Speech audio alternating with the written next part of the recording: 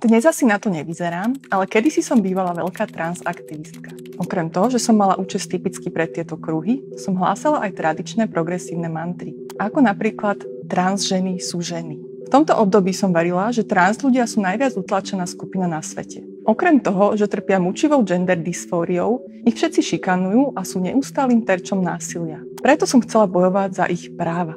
Myslela som si, že jednoducho trpia. Trpia tým, že sa narodili v nesprávnom tele. Trpia preto, že nemajú prístup k hormónom a operáciám.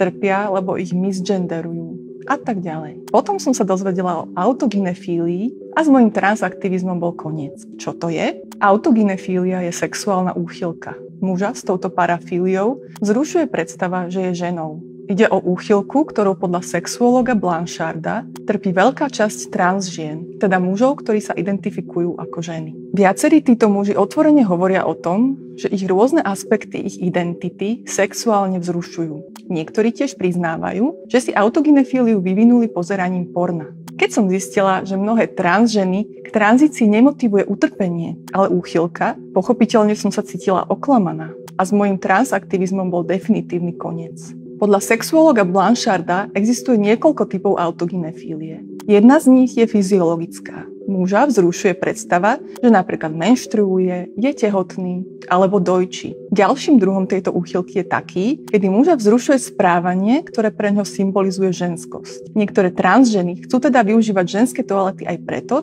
že ich to jednoducho vzrušuje. Excitovať podobného autogynefila môžu aj stereotypné ženské činnosti, ako vyšívanie, domáce práce alebo nanášanie krému. Ďalším typom autogynefílie je predstava, že má muž ženské telo. Takéhoto chlapa vzrušujú jeho vlastné prsné implantáty, či dokonca odstránené genitálie. Takže utrpenie? Motiváciou mnohých trans žien je jednoducho fetiš. Nie všetci muži, ktorí sa identifikujú ako ženy, sú autogynefili. Niektorí sú aj homosexuáli, ktorí usúdili, že sa im ako ženám bude žiť lepšie.